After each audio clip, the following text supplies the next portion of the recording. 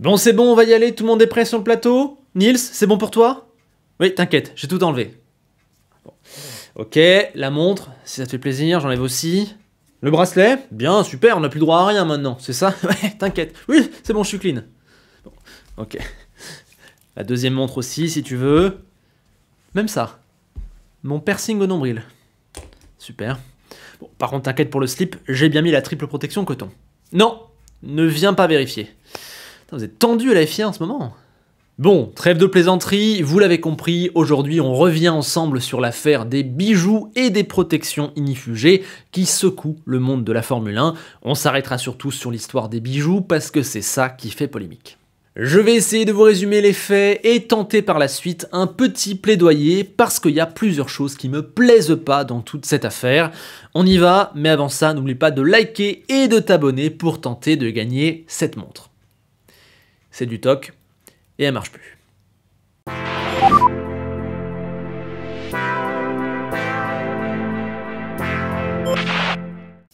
Allez, on commence par un récapitulatif des faits. Il y a un mois, en Australie, la direction de course, par l'intermédiaire de son directeur, Niels Wittich, a communiqué aux équipes et aux pilotes que d'ici à Miami, elle interdirait le port des bijoux et obligerait au port de sous-vêtements en accord avec les règles de sécurité. Et donc, logiquement, une note officielle est tombée en Floride, je vous en fais la lecture. On nous dit qu'à partir de maintenant, le règlement inclura des vérifications portant sur l'article 2, celui sur les sous-vêtements, et sur l'article 5 concernant les bijoux.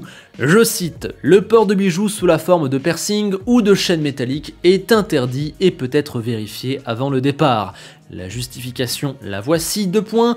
Les objets métalliques comme les bijoux, lorsqu'ils sont en contact avec la peau, peuvent atténuer la protection contre la réduction de la chaleur et donc accroître le risque de blessure lors d'un incendie. Cela peut empêcher ou rendre difficile des interventions médicales, tout comme des diagnostics radio ou traitements. À cause du risque d'accrochage avec le bijou, cela peut ralentir l'extraction des équipements du pilote comme le casque. La présence de bijoux peut également causer des complications et du retard ou représenter un risque d'inhalation. Dans le pire des cas, il y a un risque de surblessure. Voilà, en gros. On nous parle aussi des sous-vêtements, 2 points, l'utilisation de matériaux non résistants aux flammes en contact avec la peau, en particulier la matière synthétique, peut réduire la protection réduisant la chaleur et accroître le risque de blessure. Dans le pire des cas, ces matières peuvent fondre, ce qui peut faire obstacle à des interventions, des traitements ou aggraver une blessure. C'est donc simple, pour des raisons de sécurité, les bijoux sont interdits et les protections ignifugées deviennent obligatoires. En réalité, cette règle n'est pas nouvelle, elle existe depuis très longtemps dans le code de régulation de la FIA, sauf qu'elle n'était pas appliquée par les prédécesseurs de Wittich, à savoir Michael Masi et Charlie Whiting. Sauf que cette année, à cause des événements d'Abu Dhabi, ça ne vous aura pas échappé, mais la FIA tente de se restructurer, a coupé quelques têtes et change ses méthodes. Du coup, il y a une envie de remise à plat, de ne pas refaire les erreurs du passé, on veut être plus rigoureux, et ça commence par appliquer le règlement à la lettre. Apparemment, la volonté vient carrément du grand patron Ben Sulayem qui veut reposer des bases et fait passer des directives strictes. Pour moi, tout ça est sain et logique, c'est vraiment du bon sens. La quête de sécurité est éternelle, on trouvera toujours des choses à améliorer et il faudra toujours faire quelque chose pour se rapprocher le plus possible du 100% sûr. Et c'est vrai que quand on voit les justifications, eh bien oui, je préfère que les pilotes courent sans bijoux et avec des slips qui protègent contre le feu. C'est pas le truc qui va sauver des vies, mais enfin ça y participe et surtout on en voudrait à la FIA de ne pas se préoccuper de ces questions, surtout si c'est déjà une règle qu'elle n'applique pas. En plus, tout ça est globalement de l'ordre du détail et peu contraignant, on ne demande pas aux pilotes d'enfiler un gilet pare-balles dans leur combinaison, donc voilà, c'est du détail, ça ne devrait pas poser problème. L'argument des signes religieux ou de la valeur sentimentale de certains bijoux, on peut notamment strapper les alliances, tout ça rend le sujet un peu plus touchy, mais sincèrement, face à la quête de sécurité, je trouve ces défenses un peu légères. Ok, cela peut être très embêtant sur le plan individuel, mais collectivement parlant, on a remarqué que ça pouvait poser un problème de sécurité. Selon moi, un des deux côtés de la balance ne pèse clairement pas lourd par rapport à l'autre, surtout quand on se place du point de vue de la FIA, qui est neutre, qui pense collective et qui doit prendre des décisions pour l'intérêt général. Tout va bien donc, sauf que ça ne convient pas à tout le monde, certainement pas à Lewis Hamilton qui a décidé de mener une fronde contre cette directive. Le septuple champion du monde s'est pointé en conférence de presse à Miami avec de multiples montres, colliers, bagues et bracelets, une protestation symbolique certes, mais protestation tout de même. Et là commence mon petit plaidoyer. Autant je peux défendre Lewis sur bien d'autres sujets et trouver des justifications à d'autres de ses actions, autant là, j'avoue que je ne le comprends pas. Pourquoi faire une fixation là-dessus ? La démarche de la FIA est saine, logique et sécuritaire. Il y a franchement pas grand chose à redire, en tout cas certainement pas de quoi se braquer comme ça, à mon humble avis. Surtout que ces justifications me semblent faibles et contradictoires. Il dit que la FIA vient l'embêter exprès sur un petit détail. Pourquoi donc en faire autant si c'est juste un détail? Surtout que ce détail touche absolument tous les pilotes et n'est franchement pas très contraignant ou pas très embêtant et ne touche pas à la performance. Il se sent visé, persécuté même, et pour moi, il a complètement tort. Pourquoi Wittich et Ben Sulayem auraient intérêt à venir créer toute cette histoire? Pourquoi aurait-il intérêt à l'embêter? S'il voulait le faire, ne le ferait-il pas dans d'autres champs, d'une autre manière? Mais ça n'a aucun sens. Et puis là, les 19 pilotes de la grille sont concernés. Sincèrement, ça fait un petit peu théorie du complot à deux balles, et je commence à en avoir marre d'entendre ce genre d'arguments à droite ou à gauche de la grille. Ça n'a absolument aucun sens. Si vous voulez le fond de ma pensée, ça fait clairement caprice sans fondement, en tout cas c'est l'image que ça renvoie. Puis, faut savoir, maintenant que la FIA tente de se reprendre et d'appliquer son règlement comme il faut pas venir râler, c'est précisément ce que Lewis, Mercedes et nous-mêmes voulions de leur part.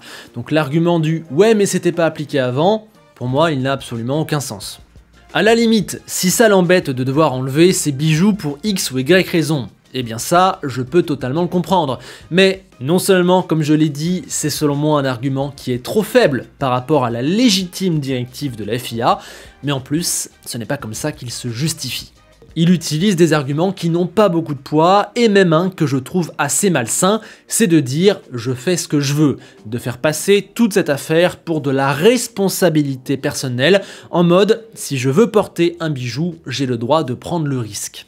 Eh bien non, la sécurité, les directives de la FIA, ce n'est pas à la carte, ce n'est pas un choix personnel. Aller par là, c'est jouer avec le feu. À ce compte-là, après tout, le casque, le halo, ça peut être de la responsabilité personnelle. Chacun fait comme il veut. Si un pilote est prêt à prendre les risques associés, il peut les enlever, c'est lui qui décide. Je vous accorde que les bijoux, c'est un élément de sécurité minime en comparaison avec le casque, mais à vrai dire, peu importe, c'est la logique derrière qui est malsaine, et puis mince, on l'a vu dans la directive, les bijoux ça peut être réellement dangereux. C'est d'ailleurs l'avis de Tony, commissaire de piste au Castellet, que vous retrouvez notamment chez Formule Blabla lors des soirées FIA-AMG. Il se dit surpris que ces questions-là ne soient pas déjà réglées, et qu'elles puissent faire polémique tant il s'agit de sécurité basique. Il m'a confirmé également qu'en cas d'intervention ou de crash, les bijoux peuvent réellement compliquer la tâche, et il rappelle que le feu, ça ne rigole pas du tout, vaut mieux pas jouer avec ça pour un pauvre slip. Merci Tony pour cette petite discussion qui m'a permis d'être certain de certains avis. Vous pouvez retrouver notre ami sur son Twitter que je vous glisse dans la description. Ouais, mais le problème, c'est que par-dessus ça, on a un Sébastien Vettel qui est venu déclarer que pour lui, c'était avant tout une question de liberté personnelle. Et j'avoue sincèrement que de voir les deux pilotes les plus expérimentés, titrés, influents et écoutés de la grille venir expliquer qu'ils devraient pouvoir choisir et que ces nouvelles directives de sécurité, ça les embête, moi, ça me pose un problème. Je trouve que ça véhicule un message qui est nauséabond, surtout de leur part.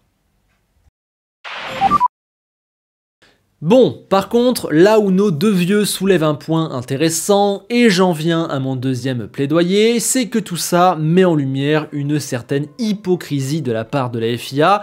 Ok, les bijoux et les slips c'est bien, mais qu'est-ce que vous pensez les gars de mettre du tech pro dans les virages où il y a besoin, de s'assurer que les pistes soient sûres, de vérifier qu'aucun missile ne tombera dans un rayon de 15 km, de ne pas envoyer des camions n'importe comment en piste, d'éviter les temps de retard sur chaque intervention, et par exemple de mieux former les commissaires de piste qu'on voit parfois faire n'importe quoi avec des équipements très limites.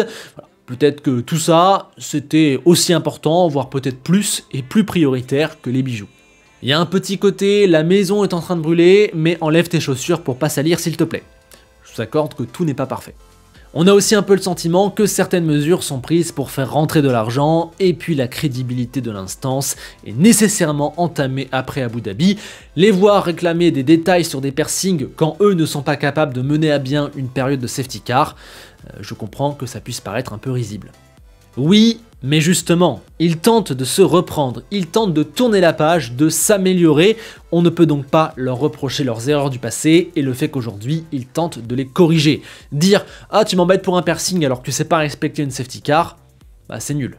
Et puis, ce n'est pas parce qu'ils font mal certains trucs qu'il faut discréditer leurs bonnes actions. Ce n'est pas parce qu'ils n'avaient pas mis de Tech Pro à Miami qu'il faut garder ses bijoux. Réfléchir comme ça, pour moi, c'est réfléchir à l'envers. Pour moi, la directive tombée à Miami est donc sensée et logique. Il faut l'appliquer et l'encourager, même si la FIA a des manquements par ailleurs. On ne va pas en faire l'enjeu de sécurité de la décennie, mais bon, c'est simplement du bon sens. Du coup, je n'aime pas trop qu'Hamilton et Vettel tournent la FIA en ridicule et en fassent un gros talking point, alors que là, pour le coup, elle fait bien son travail, et que s'ils veulent pointer d'autres choses du doigt, il y a matière à faire. Mais pas là-dessus les gars, là vous êtes juste en train de barrer la route à une mesure de sécurité simple, basique, logique, qui peut aider tout le monde. Pour moi c'est pas très utile et c'est un petit peu ridicule. Si je n'ai pas beaucoup parlé des sous-vêtements, c'est car ils ne font pas polémique. Le slip par-dessus la combinaison de Vettel était surtout une blague suite à la conférence de presse de Lewis et un moyen de se moquer gentiment de la FIA, mais il ne conteste pas le bien fondé de la mesure. On peut regretter qu'il se moque d'un truc envers lequel il est d'accord et envers lequel il n'y aurait pas à discuter, et c'est un petit peu dommage, mais bon, on va pas en faire beaucoup, c'est simplement une blague. Au passage, je regrette qu'on ait plus retenu ça que son casque et son t-shirt indiquant que Miami sera sous l'eau d'ici 2060 à cause du réchauffement climatique. Pour le coup, ça c'était un vrai message politique et une vraie contestation. Pour moi, la blague du slip ne rend pas moins sérieux son engagement climatique, nous devrions être capables de prendre la blague pour ce qu'elle est et de passer à autre chose, tout en prenant en compte le vrai message sur l'écologie. Ouais, ça dénonce dans cette vidéo, je vais à fond. Bien, Hamilton a désormais jusqu'à Monaco pour retirer les bijoux qu'il ne peut pas retirer sans assistance, et je crois qu'il n'est pas le seul, j'ai cru entendre que Magnussen avait un souci avec une bague ou je sais plus quoi. Bref, si jamais c'est pas fait pour Monaco, normalement c'est 250 000 € d'amende, mais pas d'exclusion prévue, normalement. On a aussi évoqué l'idée d'une sorte de décharge de responsabilité que le pilote viendrait signer pour dire qu'en gros, il garde ses bijoux et ce n'est pas de la faute de la FIA si jamais il a un accident et des complications avec, etc. Mais là, à mon avis, il faut pas qu'on s'enfonce là-dedans parce que ça va être un bazar juridique sans nom et surtout, c'est un petit peu la porte ouverte à toutes les fenêtres. Après, on pourrait imaginer que ça se multiplie et qu'on décide d'enlever tel ou tel événement parce que ça nous gêne et qu'on dise qu'on est responsable. Pour moi, on ouvre une fenêtre qu'il vaut mieux refermer tout de suite. Je suis totalement opposé à cette lettre de décharge. Non, je crois que dans cette histoire, la meilleure chose à faire, eh bien, c'est d'enlever ses bijoux parce que la FIA a plutôt raison et il n'y a plutôt rien qu'on puisse lui opposer comme argument. Voilà, à voir. Évidemment, j'attends vos réactions dans les commentaires.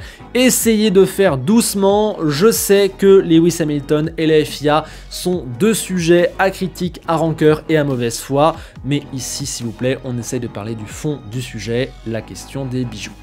Allez, on se quitte, n'oubliez pas cette phrase d'Enzo Ferrari, « Un roi peut enlever son piercing, mais peut-il enlever sa couronne ?»